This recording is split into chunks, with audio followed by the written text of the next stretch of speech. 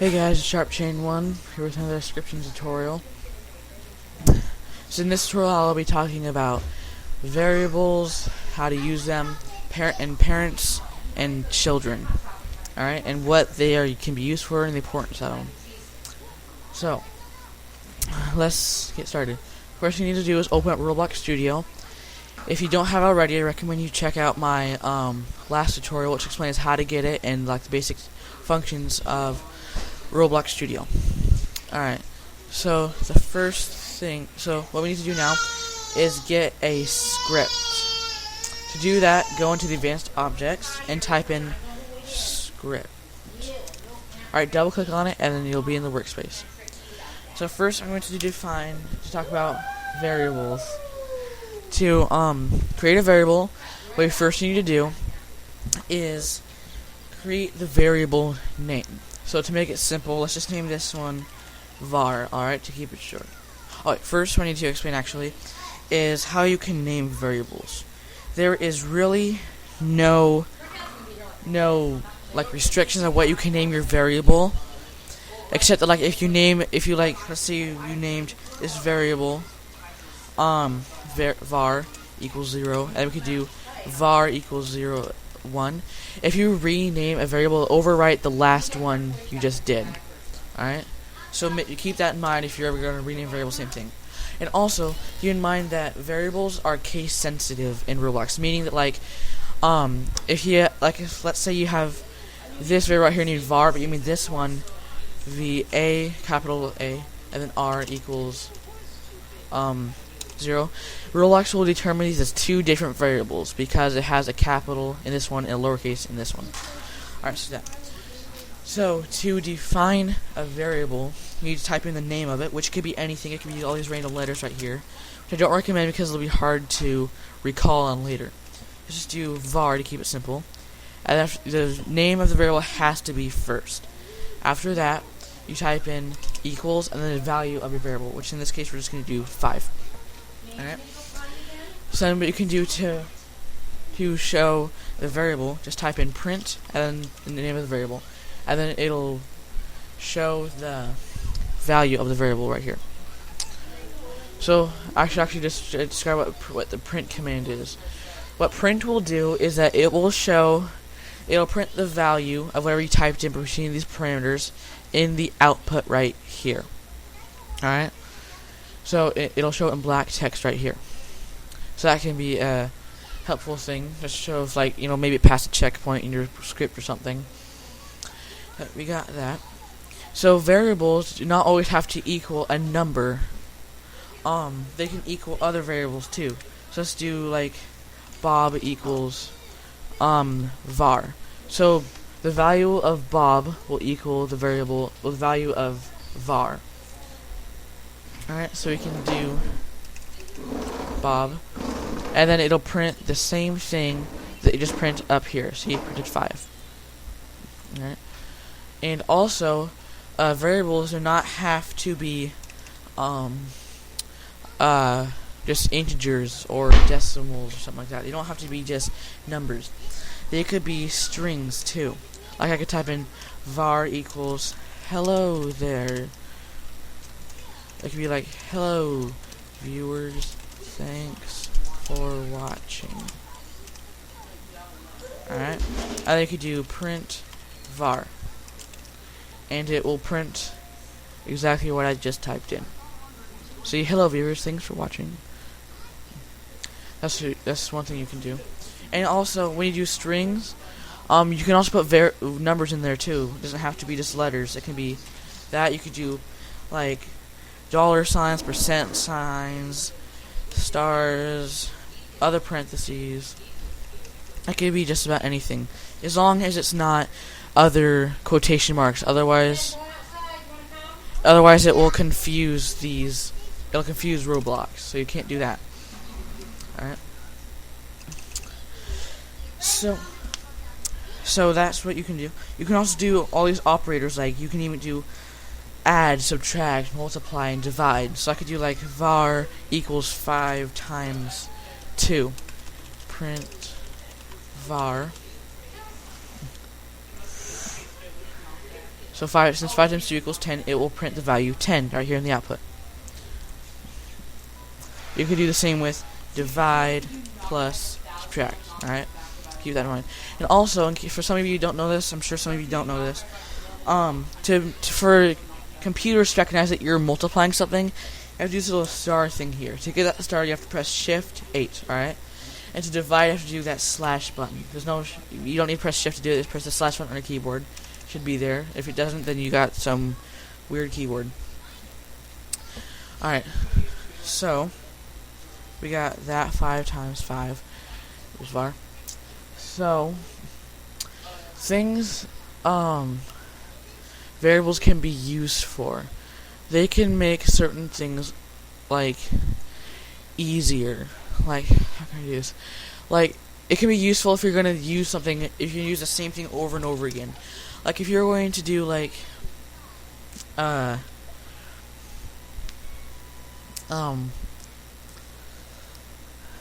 see. Let's say you're going to use the name, let's say you're going to use the message hello there a lot, alright? So we can do something like, MSG, short for message, equals hello there. So then, like, so you could use that a lot. So instead of, like, let's say you're gonna say that in the output multiple times. So instead of typing in hello there every single time, you can just type in MSG instead of typing in that, which can make things much shorter. Alright, so that can make things much easier.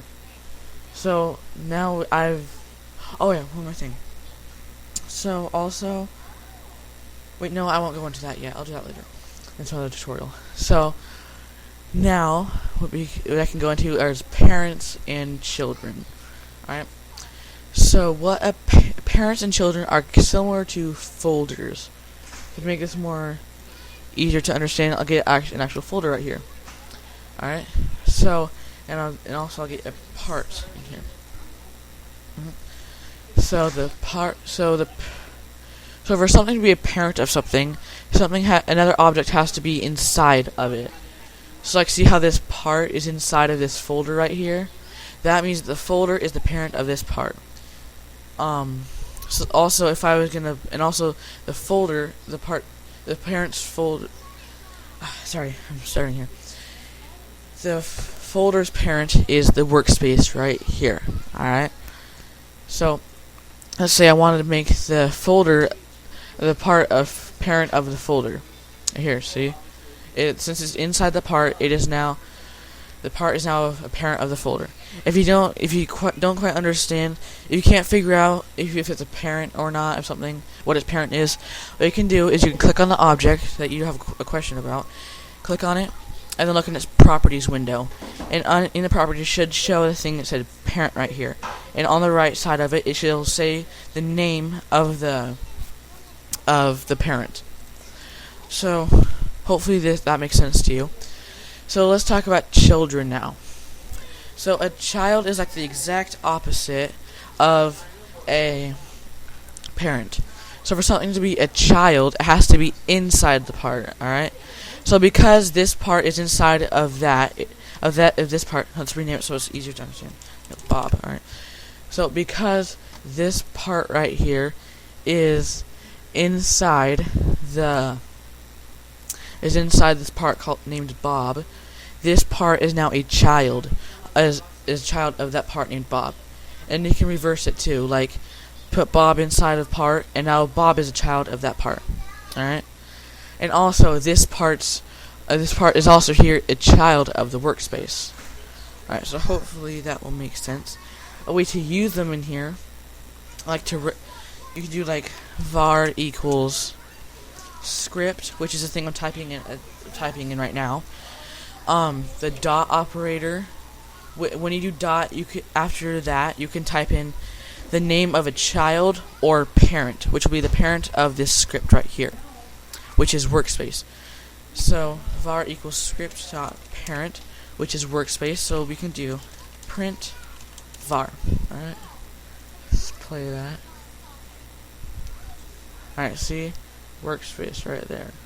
a printed workspace in the output. Alright, you can you can do to reference to children. What you can do, you do script, and then you dot, and then you type in the name of the child. Currently script has no children, so let's put these parts inside of that script. All right. So we can type in part, and then the Roblox knows that variable equals that part that's inside of it. All right. And we print that, and then it printed the name of the part. All right. So that can be very useful. And also, let's say this script has a bunch of parents. Let's put it inside of part. You can do as many parents as you want. So you can do parent, which is Bob right there, and if you need to reference that parent, you can do dot parent. If you want to reference the workspace at that point, you can do another parent. So I'll walk through that right here. So it's script, which is what I'm typing in right now, dot parent, which is the Bob, and dot parent, which is the part, and dot parent again, which is the workspace. Alright? So that can help. And also you can do the same thing with children. So var equals script, again what I'm typing in, and then the name of what I'm typing in. So the name of the name of the child, which will be part, and then we want to reference the child inside of that part, which would be Bob. So we type in Bob. So then we just made a reference to that part right there. So we can do print var,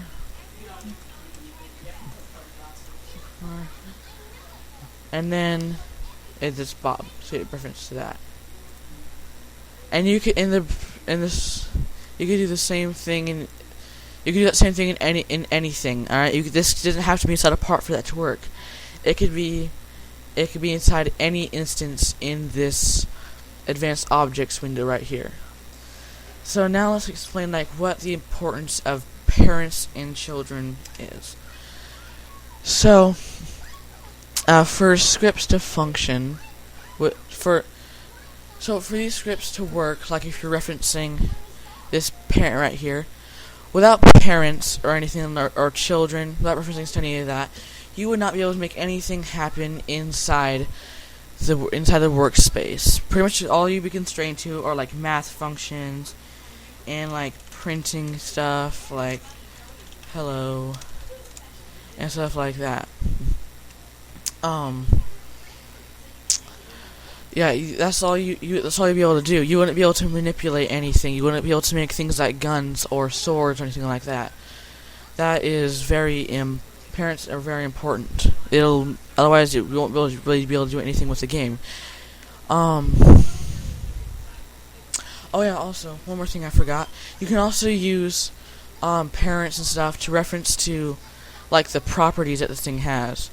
Let's say var equals script dot parent, which is the base plate. So let's say we want to manipulate the brick color of this thing. We would do script dot parent, which is the base plate, dot brick color, which is the color of the brick, equals brick color. So we can do var. Wait, no. Alright, sorry. Let's get rid of that variable there. Alright, you can use parents and children to do reference to properties and stuff. So script.parent.brick color, which is a property of that brick right there. You can do brick color.new and type in the name of the color. I'm not going to go into that brick color because I don't want to confuse you guys right now, so don't worry about that if you don't understand it, because I'm not going to explain it right now. Maybe next tutorial or something like that. Alright, so that you can use that to reference to properties and things like that to change how the part looks and what it can do, like that. So let's see. yes, that is it, I believe. So thank you all for watching. Please subscribe and like for more tutorials on scripting. Sharpshooting 1, and I'm signing out.